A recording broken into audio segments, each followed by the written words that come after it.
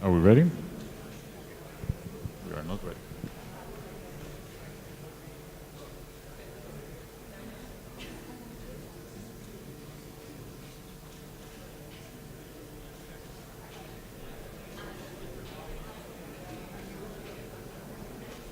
Ready? Okay. Hi, everyone. This is going to be a little bit drier than wine. My name is Ricardo Mendez. I'm the technical director at Samsung Next for Europe, and there we're doing basically venture investments on technology innovation. We're also running the Stack Zero grant, which is a grant focused on helping projects working on open source and research in the decentralization space. This is not what the talk is about, but I'll be happy to talk about that if you grab me after. I actually reconsidered renaming the talk to Mistakes I've Made because it's what this ended up being about. There are kind of mistakes that I made during my career as an engineer, which lessons learned that if I had learned them earlier, they would have made life much easier for myself and the people that I was building software for. And I'm still seeing this popping up, so I thought it was good bringing them up. Now, let me give you a quick summary of what we're talking about, because this is really going to be a talk about basically conceptual accessibility. And the first, which is relatively obvious, is that technology, building solid technology is important, but it's not all about the tech. Access and understanding are going to go beyond usability. Lack of either access or understanding deepens inequality. And finally, that I've been kind of feeling lately that we're running out of time. Now, before I launch into this whole thing, let me give you a quick quote. There's this bit by Max Planck that I think really exemplifies how a lot of discussions that I end up having with people around the decentralization space end up feeling like. And I'm just going to read you a quote in its entirety. I'm going to turn around because otherwise, stiff neck. Which he said that a new scientific truth does not triumph by convincing its opponents and making them see the light, but rather because its opponents eventually die and a new generation grows up that is familiar with it. I mean, this is really a great line. I think Max Planck would have completely killed it at social media. And I feel that it kind of encompasses how we like to feel about change. We like to think that if we're on the right side of history or making the right tech choices or backing the right platform, history will prove us right. People that don't agree, people that don't see the light, will eventually just go away. The only issue with that is that it seems to conflate people who oppose what we're aiming for with people who just don't understand it. And there's people here, they're not proponents of an old system that need to see the light. They're just average users, non-technical people. They're my parents, actually, now in their 70s. And it feels like I've spent my entire career failing them. Now, I'll explain how I failed them with those mistakes in a bit. But first, let me give you a little bit of backstory. Is anybody here from Latin America? Oh, hey, where from? Sorry? Oh, okay. Well, sorry to those of you who are from Latin America. You've seen this played out a few times. And in fact, this might be a bit of a familiar story because it's like playing out all over again. In fact, just as I was working, this editorial came out on the New York Times just as I was working on my slides. And it is a visceral description by Carlos Hernandez, a Venezuelan economy, of how Bitcoin helped his family just stay slightly afloat when things completely went to hell. Now, the case that I'm going to tell you about is a little bit of is less of this sudden apocalypse that they got in Venezuela. It's more about a creeping doom scenario, but I'm getting ahead of myself, actually. I'm Costa Rican, originally. And back in 1978, we got this new president. He rose to power, by and large, to great popular acclaim. And this bit here, asumir el poder con humildad, means I'll seize power with humility. You can almost hear the narrator in the background saying, he did not. First 2.5 years were pleasant enough, and then in September of 1980, everything went to hell, basically. The Coffee was our major export. Its prices plummeted to a third. This combined with an oil crisis where oil prices were soaring. Effectively, by the time that Carazo had left power, less than 18 months later, the price of the dollar against the colon had quintupled. It wouldn't stop there. I mean, prices of the value of the colon will continue to slide 15 to 30% a year. And it hasn't stopped. It has just continued to slide ever since, and even in future administrations. And it gets worse than that, actually. Imagine that, it's not just like with what we got in the crypto space, where at some point, yeah, you may have seen 80, 90% of your value evaporate. But imagine that there's no spike right here. It just went all the way down continually. And it gets worse. Imagine that this is not happening just to some new form of currency that you actually chose to use, that you have a certain control over, but the only currency that you have regular access to and the salary that you're used to supporting your family. Now, imagine that it's not only the salary. Imagine that for any reason your house's mortgage is in dollars. Surprise, now you owe 5 times as much. And this economic impact would have a massive impact on social equality in the country as well. For the vast majority of people who only earn in colones and who could maybe some of them afford to save a little bit of money, they saw their holdings evaporate. If, on the other hand, you were of the few people that actually held dollars and that by any chance your house mortgage was in colones, well, you just got your house's mortgage at a very steep discount. And the key thing is that holding the right currency before this whole thing happened was important. Because the first thing that happens in a government playbook when this kind of thing starts going wrong is that they control access to foreign currency. So you couldn't just, after a bit, you couldn't just try and convert some of your money into dollars. So I wonder now, what could my parents have done back then with permissionless money? I mean, they were in their 30s, and I did not ask them for permission to put this, so at some point I'm going to hear about this. But they were in their 30s, so younger than I am now, right? But even so, I am not sure that they could have figured out our morass of terminology and platforms and options out there. I mean, they were history and civics professors, non-technical users.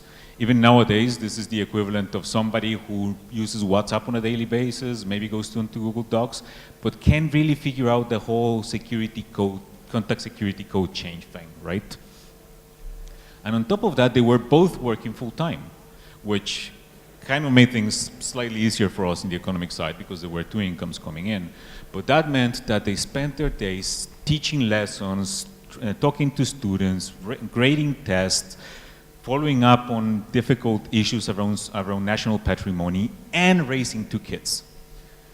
In their position, I personally don't think I would have had that much mental bandwidth to figure out, if I'm supposed to go into Bitcoin, Ethereum, Zcash, or what, or that I would actually remember 24 words a year or 2 after generating a seed.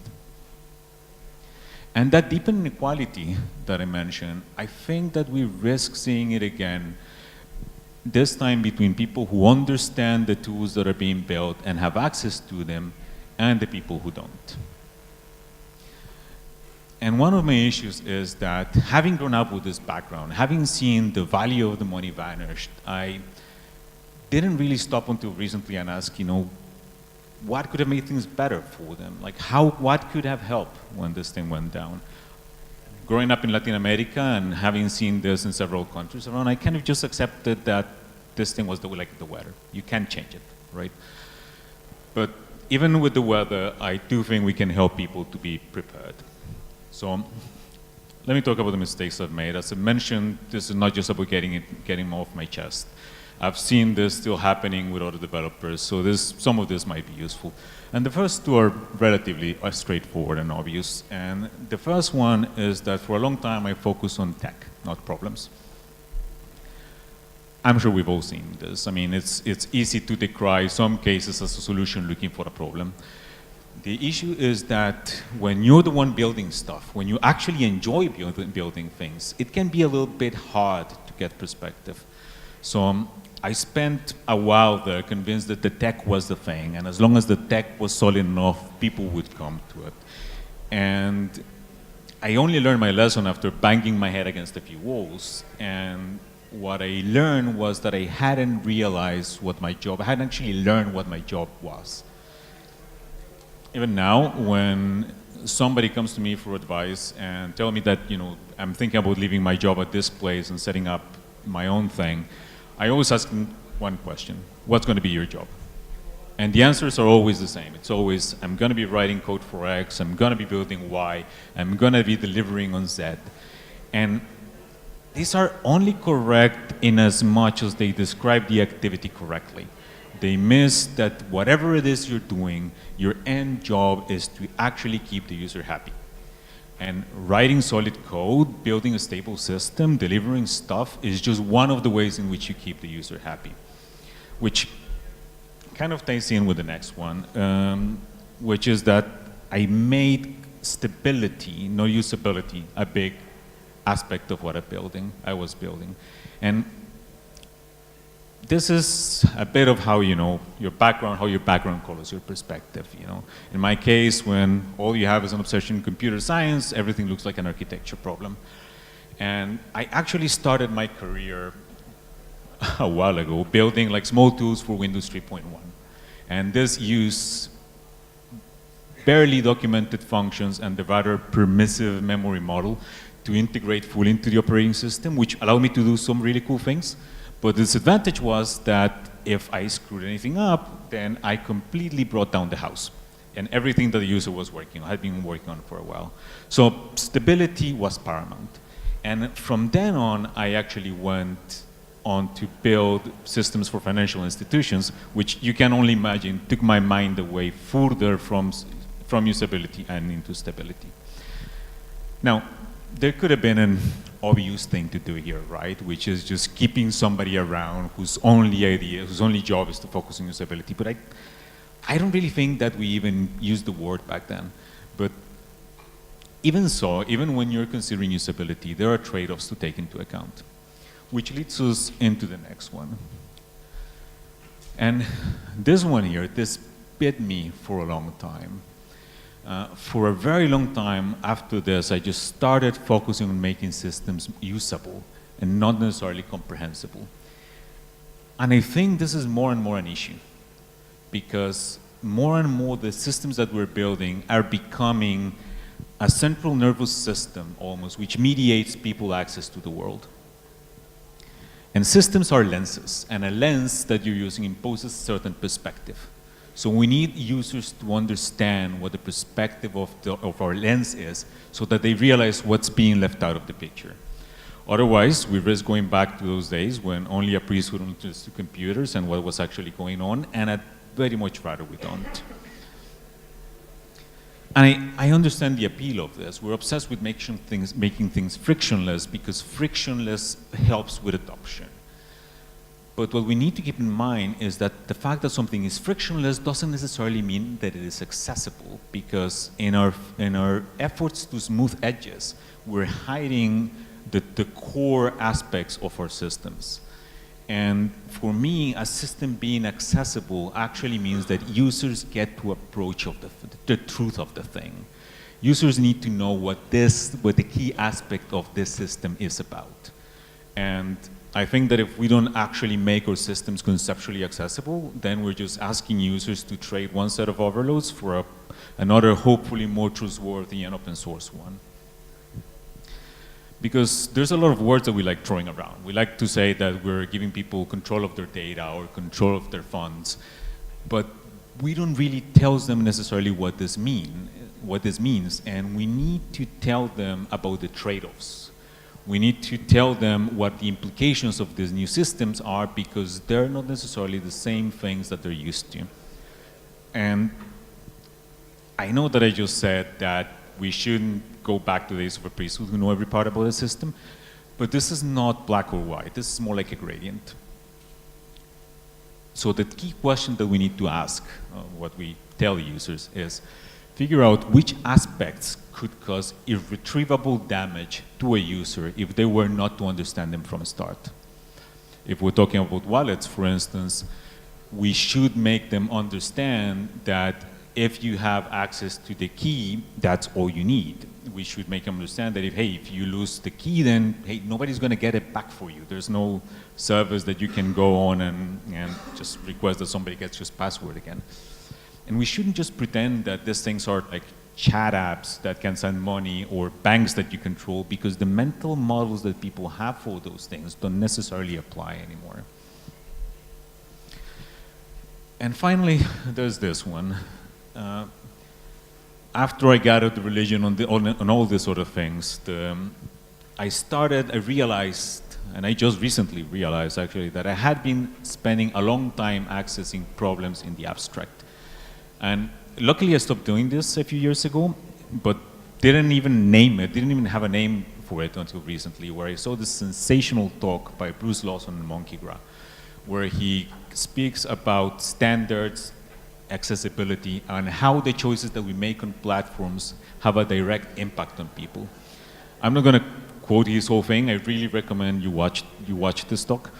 But I'm just going to quote directly that the key aspect that we need to see people, not problems.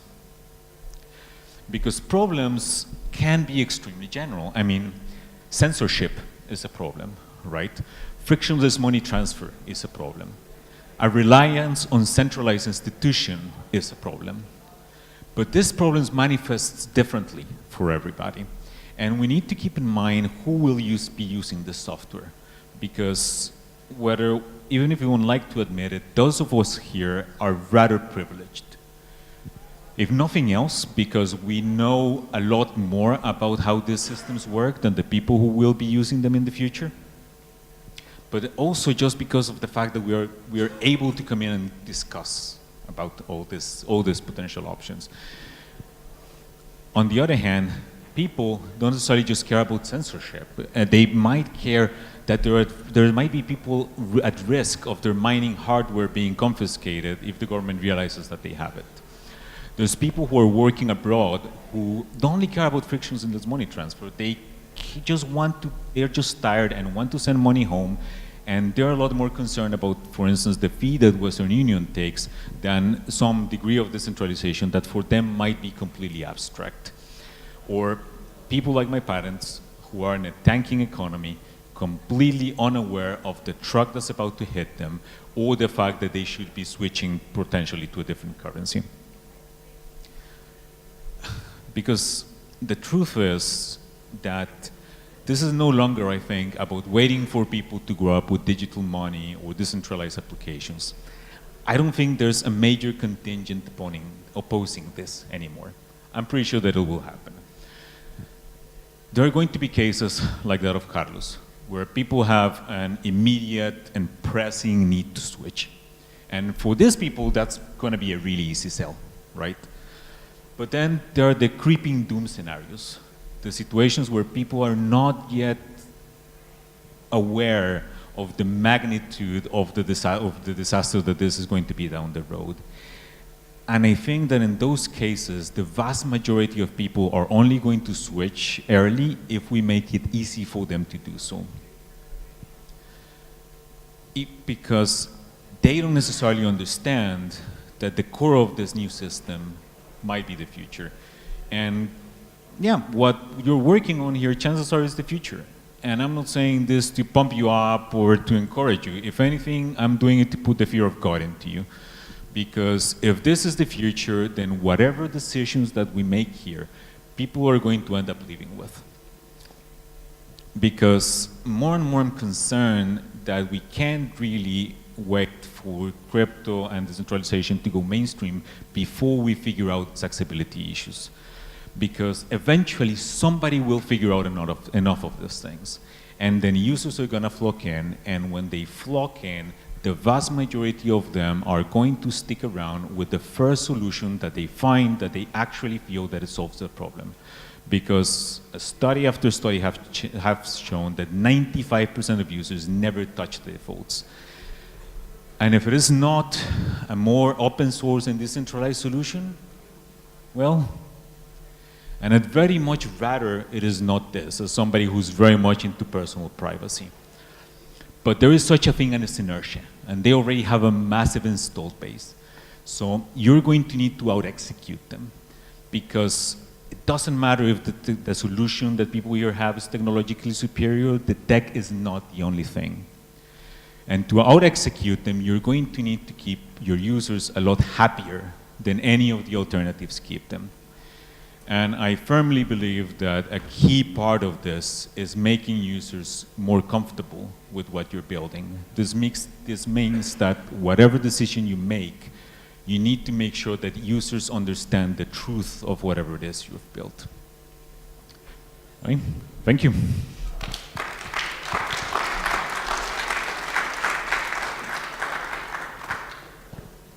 I don't even know how we're doing on time. Any questions?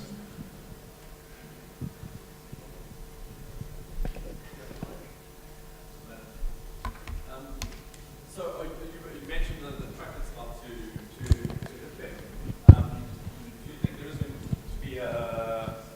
Do you think there is going to be a currency, a mainstream currency fairly soon? And do you think that the corporates are going to try and put themselves in that place, or provide the solution? I'm actually not quite sure. I don't think anybody here knows what the heck Facebook is working on, right? It's perfectly possible that if, for instance, if they go with a, say, stable coin, then, assuming that this is denominated in dollars, for instance, then for somebody in a random third world country, then it's going to be easier to switch to this than to just switch to dollars or anything else. But I don't really know if they're going to try to put themselves into that position. If anything, they have shown a strong willingness of injecting themselves into every part that they can. My question is, what other systems around us have this kind of deep understanding and transparency? Like, what are the things that we could look at and say, okay, these guys got it right versus these guys got it wrong? Are there other examples that you think are good examples of this kind of deeply transmitted models transparency approach? Like, what are the good examples of that, and what are the notably bad examples of it outside of crypto? Good question. I think actually that the majority that I can think of are not necessarily end consumer approaches yet. For instance, we see a lot of this on the cryptography space. If your primitives are out there and available, people are going to trust them more than closed primitives. These are not end user solutions, of course, but I suspect that this is also because the whole open source thing is relatively young by most people's standards. The main issue here, I suspect, is not the issue that the alternative is closed, but that the alternative is just what people are used to, right? The printing money system might be completely opaque to people, but they trust it. They kind of trust that that thing is going to be there for them until it goes up in flames.